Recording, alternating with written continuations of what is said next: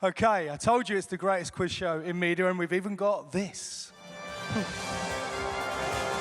I made this myself. We're going to get rid of that. I didn't get the laughs I wanted. Right, this is how it's going to work. Up on screen, there is going to be a quote from one of our speakers. And I'm going to go to the two teams, and they've got to try and guess who it is. Then we're going to have a bit of a chat about that. So, as you can see up on screen, we've got, over the past 12 months, we've seen online misinformation and ad fraud continue to have a negative impact on our industry.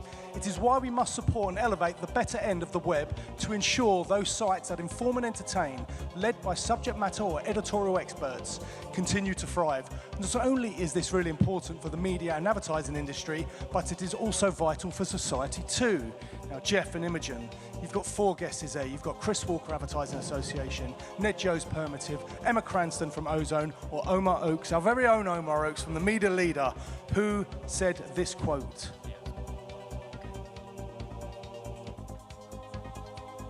Well, they're taking it seriously, I like it. Can we answer? You can. Okay. We think that it is C, Emma Cranston. Let's have a look. Yes! Yay! Well done. Well, look. So this was a quote we got to ask because over the last couple of years we've done a lot of work with leaders, a lot of work with our Future 100 group, and trust in media is something that's come up. So look, let's talk about trust in media. Let's put it out to the wider thought as well in terms of ad fraud. But Geoff, let me start with you then in terms of the either going on to the, if you want to dive into the ad fraud piece, you can, but if you want to take it wider on trust in media, what's your viewpoint there? Yeah, so I mean, it's a massive, massive issue, and I think a lot of that comes obviously from social media, but we do have a huge responsibility in the news media industry, in particular, to set a very, very high standard. What I would say is the standard that I see in professional newsrooms today. I've been in a combination of Fleet Street and national broadcast for 25 years. Is higher than I've ever seen. The cultures that led to problems such as phone hacking, payments to public officials, some of the other stuff that went on, that is long gone. It really is. And I hear people understandably call for Leveson 2, but actually the culture has changed hugely. And what I see now in newsrooms, whether it's, I was at Reach until a couple of years ago, so on the newspaper side, obviously now at GB News, the professionalism from young people in the industry is unbelievable. So I think there is a huge disconnect between the fact that we have very, very professional news and media operations and less trust than we've ever had before, which we definitely do, and that is definitely a problem. I would say that from a GB News perspective, some people love us, some people hate us. We're a Marmite brand. We totally get that. But we are voluntarily Ofcom regulated for that very reason. I think also the fact that we're getting through to such huge audiences now, 3 to 4 million people a month now on television. In my area of the business, 22 million unique users last month, which was a new record. Fastest growing radio station in the country. I think that does speak to something that's going on out there. And people are coming to GB News because they get told a story in a different way, because they're prepared to listen, and they've perhaps given up with some of the other mainstream broadcasters and media outlets. But also, I think it's critical that we think very seriously culturally about how we deal with the social media problem. Okay, and so we've heard, not just at this event, we've heard at other events before that social has been pushed as being the issue here. If that is the case, and I'll take this to agency team as well in a sec, but Imogen, I'll come to you first of all. If that is the case, why, to a speaker who said it earlier, money is still being spent on these platforms greater than, I know traditional media is not a term we like to use, but you understand the point I'm making. Why is that? How do we overcome that? Well, I mean, first of all, I should probably admit that I'm part of the problem, because I saw an advert on social media the other day, and it was for a cellulite machine. I promise this is going somewhere. So I bought it, because, I did. And then it didn't turn up for ages. And I thought, is this a trusted place? Like, if that company had been on a billboard outdoor and I'd seen it there, I would have kind of thought, that's expensive. So the company's probably going to be able to refund me if it doesn't turn up, et cetera, et cetera. And I think that's the problem with unregulated places. We know that news brands are a really safe place for advertisers to advertise their stuff, and they're effective, and that in themselves confers trust to advertisers. I mean, I think that at last count, there's about 21 studies at the moment that sort of says news sites are a trusted and effective place to advertise. And yet, where's the money? You know, it's still going to social media. And as I say, I'm part of the problem, because you see something and it, you know, it's reaching everybody. But does it confer that trust and build brands? I think that's questionable. Team agency, where's the money? Why are clients we're not putting it to these brands which are trusted? Well, I think we heard earlier that, you know, retail media is going to grow at 3 times the speed as traditional media over the next few years. And I probably get served more ads for Magic golf tees on TikTok that are going to cure my slice than I do see ads from top 100 brands. And they're not regulated. They're not, you know, most of them don't care about consumer feedback. They just want to sell a product. And that means I think the trust issue is going to get a lot worse before it gets better. And I don't think it's the ISBA member brands that are the problem here. It's everything else that's going on. And that's where the money that's going into social media is coming from, I think, because, you know, the brands that we work with still want to be in brand safe environments, but brands that are effectively direct selling or retail media just want to sell products. I think also, though, brands who want to, like, you know, build trust in social media, the stuff that they put in the ads, like that's really important too. You know, there is a whole kind of generation who can navigate social media, who have trusted influencers that they connect with, and brands that are organically, you know, in that space, doing well. I mean, they are building trust, they're building communities. We're seeing more and more people mobilize around passions of interest in social media, and brands are taking part in those conversations. So I think social media is, you know, not always the enemy. It is a place where a lot of people are finding connections that they can't find in the real world. I think it's just a way of navigating that and having a voice in that, and it isn't always through advertising. So Team Public, what are we telling our clients, our advertisers then, that, you know, is trust in media, dare I say it, actually that important to them? Should be. But what do you think? Do you, I mean, I know that I think it's there things are a like lot of purpose. people. Everyone will say purpose is important, but someone said earlier, do they put their money where their mouth is? I would say there are a lot of advertisers who do, and they, you know, and they invest, and they do so for good reason. The fact that they keep coming back, particularly at The Guardian, we have a lot of regular advertisers that come back to us, and, you know, they do see the benefits of advertising on a platform that's got, you know, millions of eyeballs and is a really trusted, safe environment to build their brand. So I think it's definitely not fair to say that all advertisers are the same. Of course they're not, no. Hands up in the room. How important do you think, not just because we're saying trust in media should be important, but when you're working in your agencies with your clients, whatever it might be, how important actually is trust in media? Hands up if you think it's really important.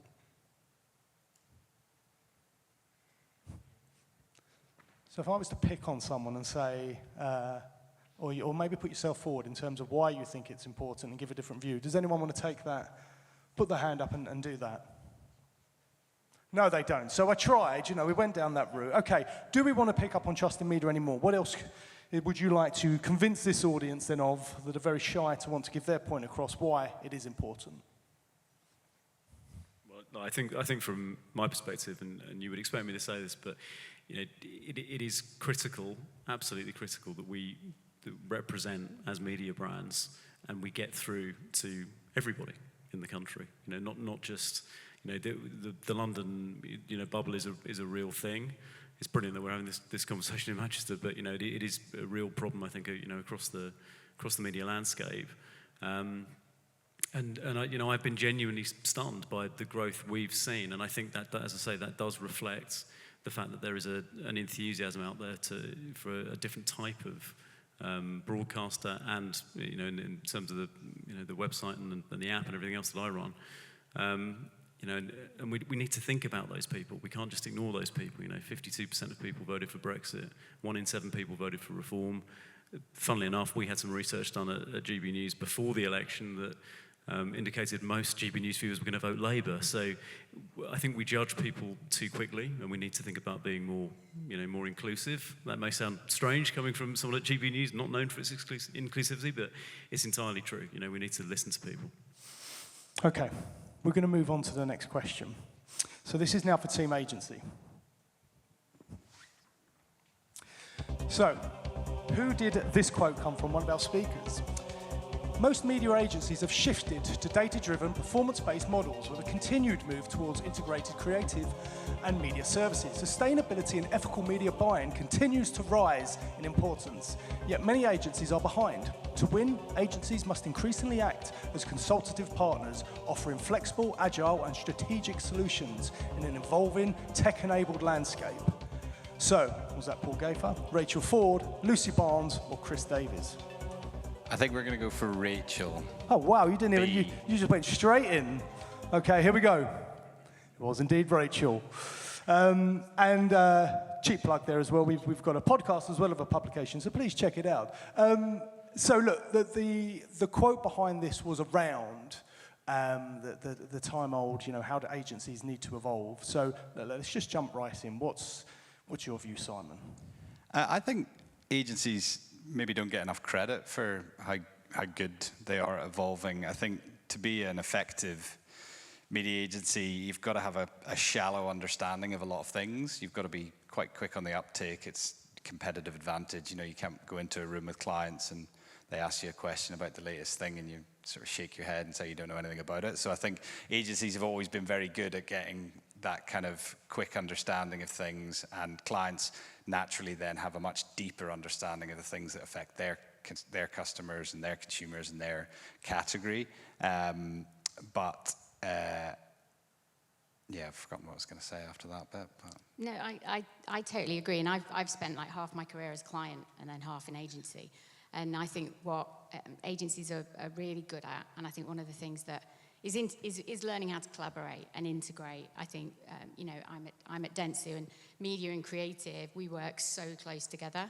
And back in the old days, when I was a client, you'd run lots and lots of different agencies. That was a massive investment, actually, for you as a client to have to do all that integrated thinking. Or sometimes you just hope for the best and hope they all got on and didn't spend the whole time sort of, competing with each other. And I think those days are gone. And whether it's, agencies themselves building trust across each other for a client and integrating that way, or as we do, and that spend a lot of time investing in creating what we call T-shaped careers. So people really understand the difference and can innovate in that way. And I think, all agencies are doing that. I think the other thing that I'm really passionate about is that people shouldn't have to move to London to work on global brands, do their best work. So we've spent a lot of time building a model where we have UK teams. So you can live in any city and be able to work both with colleagues and clients nationally, but also internationally. And if we're going to bring more diversity into the workforce, then I think that is the only way to go. And I think agencies are leading the way in those kind of changes. Yeah, and it's probably important to mention, if anyone was here earlier for one of the sessions when we had the 3 advertisers, 3 brands on stage, they all praise their agencies for the way in which they help them understand and adapt to the landscape. I'm going to pick up on something you said in terms of the creative and the media piece as well, because we've said it here in this event and we've said at other events. How important is that the media and creative get closer together again? Oh, it's absolutely vital. I mean, the idea now of coming up with a creative concept when you've not even really understood what you're trying to do from a media perspective, or vice versa, is so alien to me.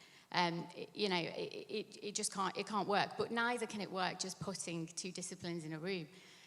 Our media teams they understand how creative concept works, and equally, We have Agile Social Creative, who, you don't put an idea into a dark hole for 3 weeks and hope it will pop out in the right format. So we've fundamentally changed the way we work, as have many other agencies. But if you can't do that and you don't work in that way, then I think you're going to really struggle in the future. How does the publisher, the media owner, then jump in as well as part of that collaboration piece and the creative and the planning? Well, I think we kind of have evolved to sort of understand that we really have to work as sort of partners and collaborators together. So we try and do what we can do to add to that, which is we can provide a lot of insight. So we know our readers better than anybody, and we've got all that first-party data, and we understand their reading habits and all of that stuff. And I think that unearthing trends that we want to share with agencies, and I think that that's probably where we can add some value to you guys as we kind of like working on the brief together. And I think that maybe over the past few years, that's kind of grown in importance. And for us, we just want to be the best partner we can be. And that's probably around insights and kind of innovation, and also talking to each other and listening to each other as well, which I think is probably the key word. Yeah, I mean, I completely agree with that. I think it's a brilliant answer. And I would say from the publisher side, I'm a journalist. I've seen newsrooms be completely siloed over many years, and it has generally improved across the industry. But I think more intelligent work within media brands to kind of destroy those silos and to have better, more constructive, creative conversations internally leads to better feedback, and it's exactly that feedback loop that you're talking about. So, the insights we have now, as you say, the first-party data, we know so much about our audiences, and it's borderline criminal when we don't pass that back properly. Yeah. Okay. I'm going to go to the next question because I have a sneaky feeling it might land very well. So I'm going to put this to Team Publisher first of all. The best advice I can give anyone in media, creative, digital or marketing is to get out of London. There is a huge opportunity in our industry to make a difference and supercharge your career. So was that Jason Spencer, who we've just seen on stage, Lindsay Rapace, Jordan Owens or Ewan Douglas?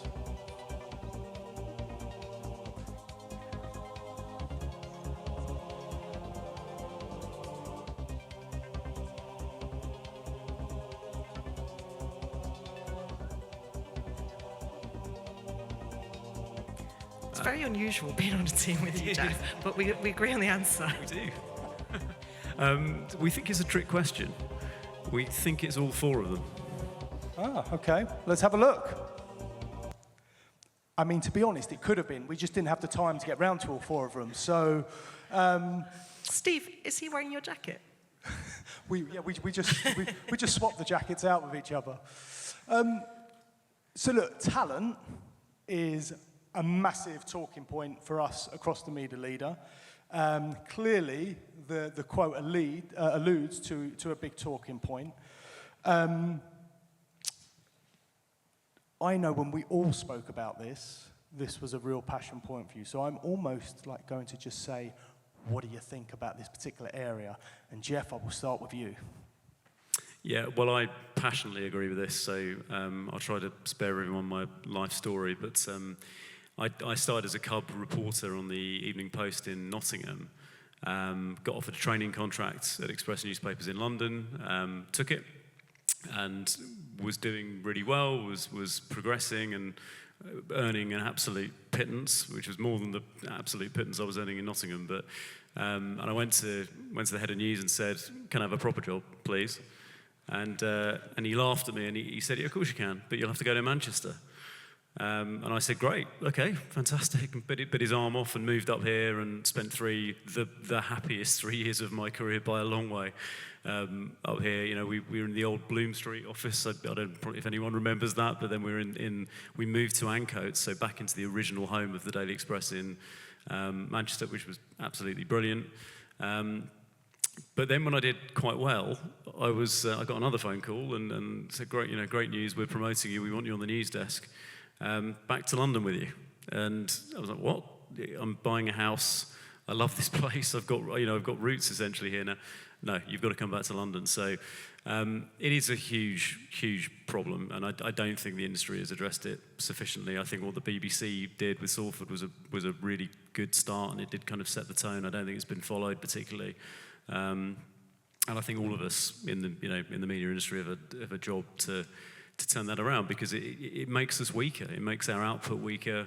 One of the things I am very proud about with GB News is that it invests in regional journalists. It's actually adding regional journalists. Sophie Reaper in Manchester, local girl, went to the University of Salford, in her first job in media, and she's absolutely brilliant. And so we are hiring, very much locally around the country, at a time when unfortunately lots of publishers, even digital publishers, are laying people off. So I think I couldn't agree more with that quote, and I think it's on all of us, London or not, to try and fix this problem.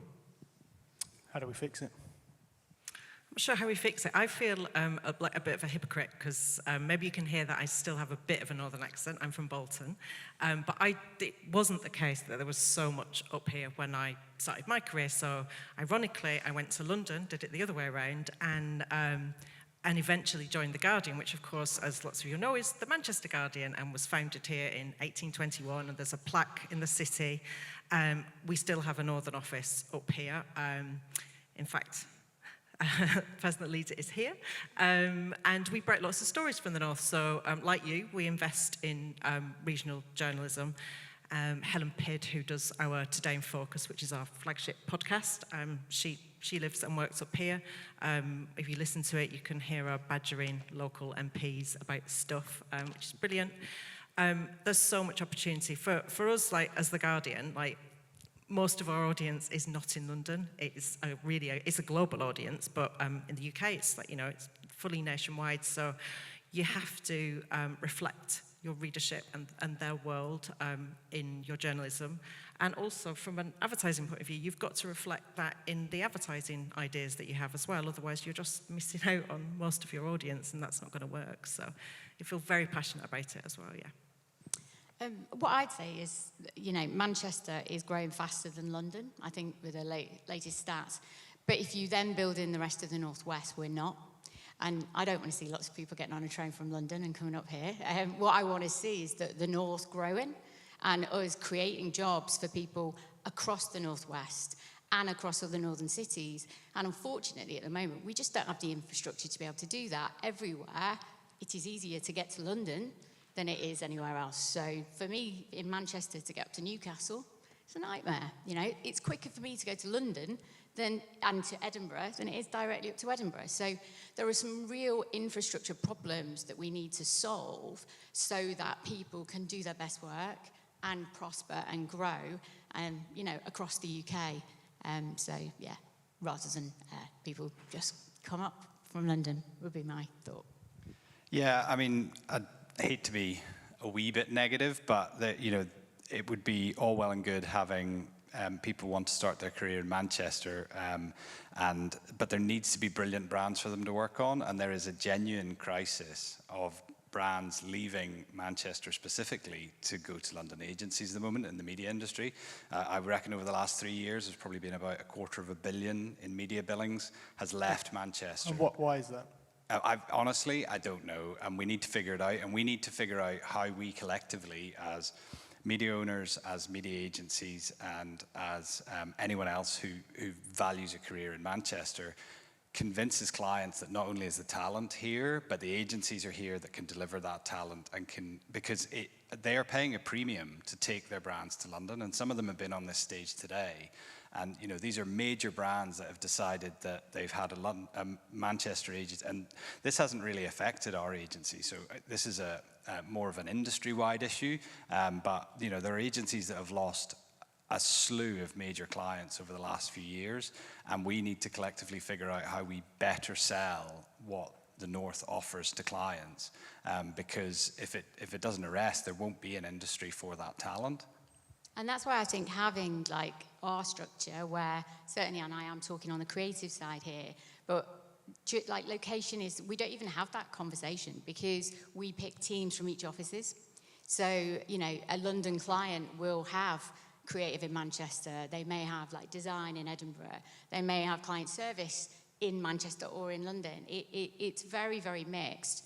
And once clients start working like that, they absolutely love it. So I think maybe just that whole kind of reframing how we go to market in many respects is part of it. Because I think that tribal kind of city-ness, if you like, doesn't do us any favours, really. Anyone else got anything to add on the talent piece before we move on to the final question? No. Okay. Look, it's a good one to finish on because I think we can go in a few different ways with this one. So this quote is actually nice and short. Cross-media measurement will be the holy grail for advertisers to understand where best to put their media money. So, was that Ali Jones from Matalan, Stephanie Legg from Shoe, Sam Walker for the M Brown Group, or Sam Taylor from Direct Line Group? And that's for Team Agency.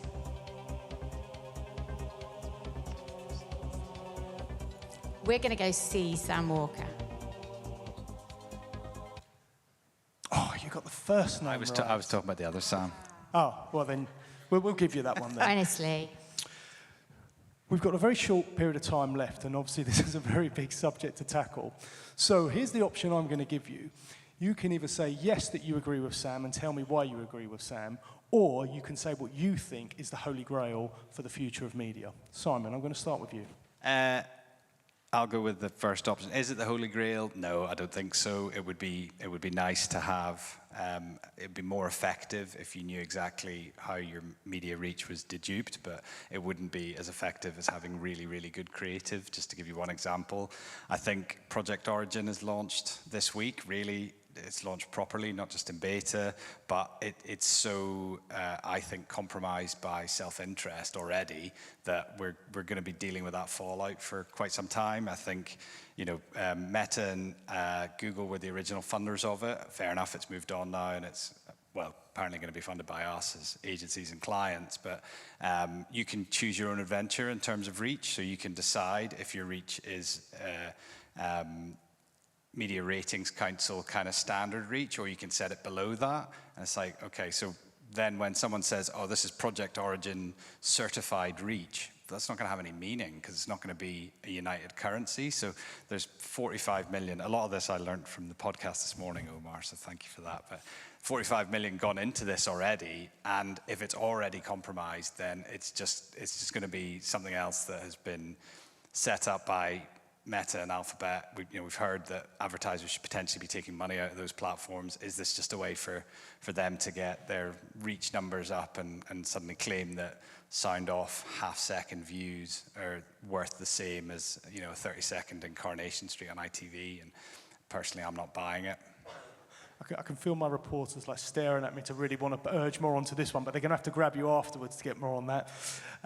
Julie? I think, the multiplier effect. But even from a creative perspective, we want to make work that works. Yeah. So the more science we have in terms of how changing consumer behaviour is impacting kind of media choices is obviously really key. But is it the Holy Grail? I'm much more interested in how you take some of the latest attention science and inject that into the creative product. Because as we all know, it's the creative that really, makes the difference.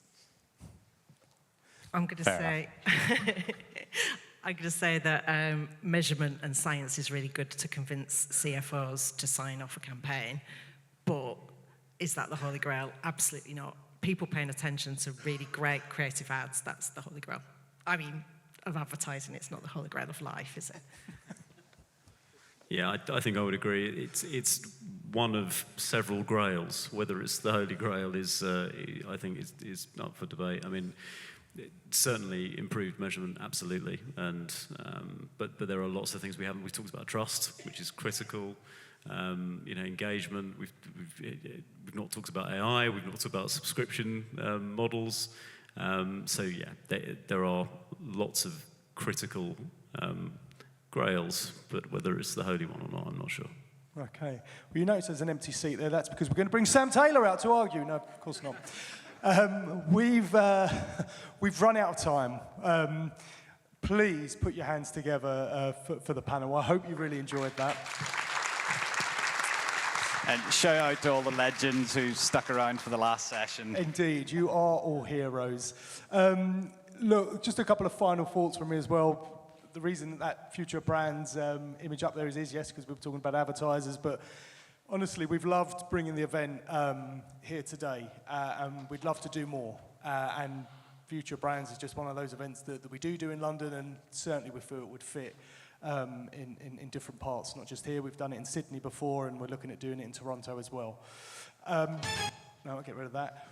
We do want your feedback, and to get your feedback, there is a QR code there. We'll be sending that out, but we have some lovely John Lewis vouchers and the Hope Mill Theatre that actually puts on some really, really good stuff. Not one I'd heard of before, but had a look at it and was like, wow, this is pretty cool. So lots of really great things there. If you can give us your honest feedback, let us know what you liked, what you didn't like, what you'd like to see us do more of next year. And if you want to come and have a chat with us, we're all going to go and have a drink now. So please do stick around and come and say hello. But for now, thank you to you. Thank you to all of our partners. Thank you to our speakers. And we'll see you next year.